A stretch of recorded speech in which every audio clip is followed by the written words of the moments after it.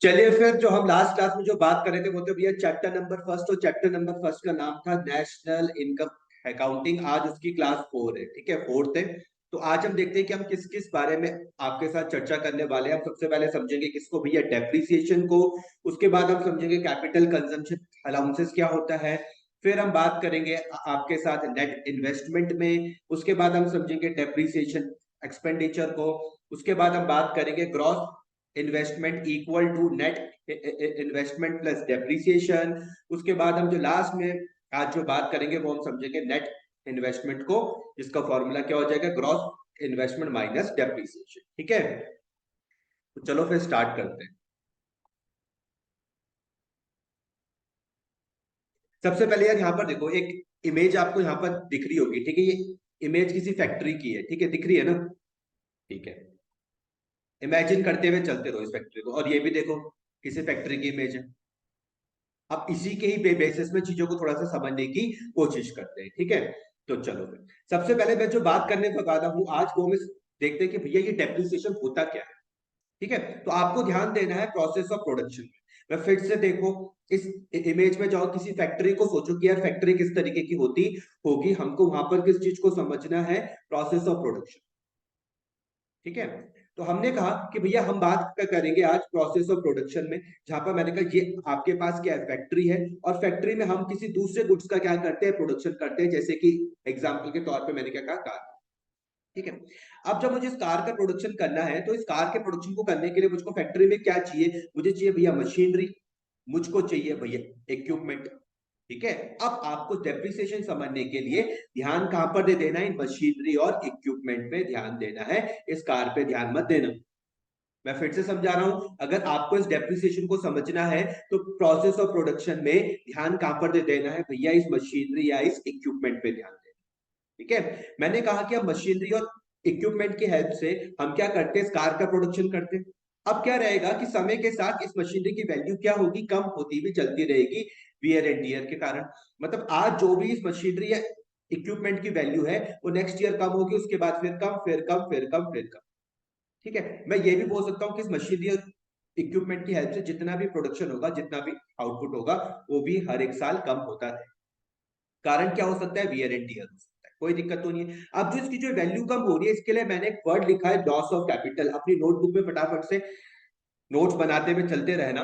तो मैंने क्या कहा कि जो मशीनरी और इक्विपमेंट की जो वैल्यू क्या हो रही है, कम हो रही है, इसको मैंने वर्ड क्या बोला, लॉस ऑफ कैपिटल। और जो लॉस ऑफ कैपिटल है यही आपका क्या है, डेप्रिसिएशन। कोई दिक्कत तो नहीं है। एक बार मैं फिर से तुमको समझाता हूं।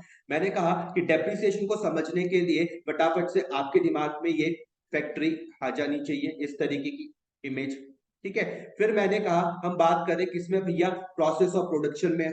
हमने बात करी, आपको यहाँ पर क्या दिख रही, फैक्ट्री दिख रही है। इस फैक्ट्री में हम किसी दूसरे गुड्स का प्रोडक्शन करते हैं, जैसे मैंने कहा भैया कार का। अब मैंने कहा आपको इस कार पे ध्यान नहीं देना है, आपको ध्यान देना है मशीनरी और इक्विपमेंट में। ठीक है, मैंने कहा कि वक्त के साथ इनकी जो वैल्यू है वो क्या होती भी रहेगी, कम होती भी रहेगी। इनके द्वारा जो आउटपुट प्रोड्यूस होगा उस पे भी कुछ ना कुछ गिरावट देखने को मिलेगी। कारण क्या हो सकता है, वियर एंड टीयर का कारण हो सकता है। समझ में आ गया। अच्छा, मैं क्या जो मशीनरी और इक्विपमेंट है, क्या मैंने कैपिटल गुड्स को बोल सकता हूँ, बिल्कुल ये मेरे पास कैपिटल गुड्स। समझ में आ गया। तो मैं बोलूंगा कि भैया इनकी जो वैल्यू कम हो रही है, मैंने वर्ड क्या लिखा, लॉस ऑफ कैपिटल। क्या दिख रहा है आपको, लॉस ऑफ कैपिटल। समझ में आया। तो जब इन कैपिटल गुड्स की वैल्यू जब आपको कम होते हुए दिख रही है, तो मैंने कहा भैया यही क्या है, डेप्रीसिएशन। यहां तक कोई दिक्कत तो नहीं है। मैंने कहा यही क्या है भैया, डेप्रिसिएशन। ठीक है, अच्छा, आगे की कहानी में देखते हैं। जब ये भैया डेप्रिसिएशन हुआ तो कल के दिन मुझको ये जो मशीनरी है, इक्विपमेंट है, इनको रिप्लेस भी तो करना पड़ेगा। रिप्लेसमेंट भी तो करना पड़ेगा ना मेरे को, क्योंकि जितनी भी मेरे यहाँ पे मशीनरी इस्तेमाल हो रही है, इक्विपमेंट इस्तेमाल हो रहा है, कल के दिन मुझको इनको रिप्लेस करना पड़ेगा। मेरा खर्चा आएगा काय पर भैया, मेंटेनेंस में आएगा ना। मुझको रिप्लेसमेंट भी करना पड़ सकता है।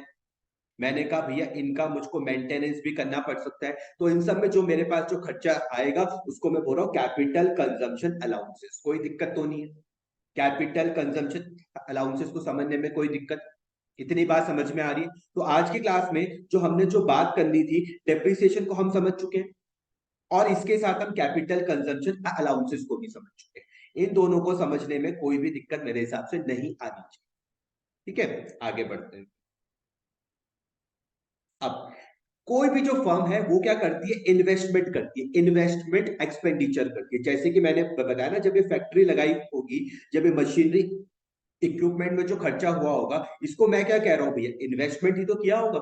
फर्म के द्वारा क्या हुआ होगा, इन्वेस्टमेंट एक्सपेंडिचर हुआ होगा। तो इसको हमने क्या करा, दो पार्ट्स में डिवाइड कर दिया। समझ में आ गया, इन्वेस्टमेंट एक्सपेंडिचर को हमने क्या करा, दो पार्ट में डिवाइड कर दिया। एक तो वही जो अभी आप समझ के आए कि भैया हमको इन मशीनरी को क्या करना पड़ सकता है, रिप्लेस करना पड़ सकता है। तो यहाँ पे मैंने लिखा हुआ replacing the used capital goods. एक खर्चा तो यहाँ पर भी हो सकता है ना, इसके लिए भी तो इन्वेस्टमेंट चाहिए भाई। और दूसरा, इनको भैया मेंटेनेंस के लिए भी, इन कैपिटल गुड्स को मुझको भैया मेंटेन करने के लिए, रिप्लेस करने के लिए, किसकी बात कर रहा हूं मैं इनकी तो बात कर रहा हूँ, मशीनरी और इक्विपमेंट की मैं बात कर रहा हूँ, है ना। इनको आपको कल के दिन रिप्लेस करना पड़ सकता है, या इनके भैया मेंटेनेंस में खर्चा हो सकता है। तो ये जो इन्वेस्टमेंट एक्सपेंडिचर आप कर रहे हो, इसको आप क्या बोल रहे हो, डेप्रीसिएशन एक्सपेंडिचर। तो कोई आपसे पूछ लिया भैया डेप्रिसिएशन एक्सपेंडिचर क्या है, तो आप उसको समझा सकते हो। तो मैंने कहा समझाने में कोई भी दिक्कत आपको नहीं आएगी। ध्यान में रखना भैया रिप्लेसिंग या रिप्लेसमेंट, ध्यान में रखना भैया मेंटेनेंस किस चीज का, कैपिटल गुड्स का। किस चीज का भैया, कैपिटल गुड्स का। कोई दिक्कत तो नहीं है इतने में, ठीक है। दूसरा देखो, अब इन्वेस्टमेंट एक्सपेंडिचर का दूसरी तरीके से देखो, जब मुझको नए कैपिटल गुड्स को खरीदना हो, नई मुझको मशीनरी को खरीदना हो, काय के लिए भैया, प्रोडक्शन के लिए। इन्वेस्टमेंट एक्सपेंडिचर को हमने दो पार्ट्स में डिवाइड करा। पहला वाला आप समझ चुके हो, रिप्लेसमेंट के लिए या फिर मेंटेनेंस के लिए। दूसरा आप बात कर लो कि जब हमको नए कैपिटल गुड्स को खरीदना हो या नई मशीनरी को खरीदना हो, किस चीज के लिए भैया, प्रोडक्शन के लिए। तो इसको मैं क्या बोल रहा हूँ, नेट इन्वेस्टमेंट बोल रहा हूँ। शब्दों में ध्यान देना, मैंने इन्वेस्टमेंट एक्सपेंडिचर पर आपको दो चीजों के बारे में बात करी। एक डेप्रिसिएशन एक्सपेंडिचर को समझाया, जहां पे दिमाग में क्या आना चाहिए, रिप्लेसमेंट आना चाहिए, मेंटेनेंस आनी चाहिए। और दूसरा, जब मैंने कहा कि जब आपको जब न्यू कैपिटल गुड्स को खरीदना है, मशीनरी को खरीदना है, किस चीज के लिए भैया, प्रोडक्शन के लिए, तो उसके लिए क्या वर्ड बोलोगे, नेट इन्वेस्टमेंट बोलोगे। कोई दिक्कत तो नहीं है यहां तक, आगे बढ़ू, ठीक है। इनको आप ना नोट्स भी साथ साथ बनाते हुए चलते रहते, ठीक है। अब जितनी बात हमने सीखी, तो वहां पर हमने क्या बात सीखी कि जो भी टोटल इन्वेस्टमेंट है by firms, the total investment by firms comprising these two amount is called gross investment. मतलब कि अगर मैं इस नेट इन्वेस्टमेंट को, डेप्रिसिएशन को जोड़ लूं, तो इन दोनों को जोड़ के मैं एक साथ क्या बोलने वाला हूं, ग्रॉस इन्वेस्टमेंट बोलने वाला हूं। कोई दिक्कत तो नहीं है इतने में समझने में, ग्रॉस इन्वेस्टमेंट समझ में आ रहा। या आप इसको किस तरीके से बोल सकते हो, gross investment equal to net investment plus depreciation. यही वाली बात तो थी। इस पूरी चीज को आप सिंपल तरीके से कैसे बोल सकते हो, आप बोल सकते हो कि भैया gross investment equal to net investment plus depreciation. कोई आपसे पूछ ले कि भैया नेट इन्वेस्टमेंट बता दो, तो मैं बोलूंगा जितना भी मेरा जो टोटल इन्वेस्टमेंट हुआ था, जितना भी मेरा ग्रॉस हुआ था, उसमें से मैं अगर डेप्रिसिएशन को माइनस कर लूं, तो जो बच जाएगा वो क्या होगा, मेरे पास नेट इन्वेस्टमेंट होगा। यही तो है यहाँ पर लिखा हुआ, देखो, net investment is equal to gross investment minus depreciation. कोई दिक्कत तो नहीं है इतने समझने में। तो अभी तक हमने क्या क्या चीजों को समझा। आज का जो हमारे पास टारगेट था, हमने डेप्रिसिएशन को समझा, हमने कैपिटल कंजम्पशन अलाउंसेस को समझा, हमने नेट इन्वेस्टमेंट को समझा, हमने भैया डेप्रिसिएशन एक्सपेंडिचर को समझा, हमने gross investment equal to net investment plus depreciation को समझा, और उसके बाद हमने net investment equal to gross investment minus depreciation को समझा। कोई दिक्कत तो नहीं है इतने में।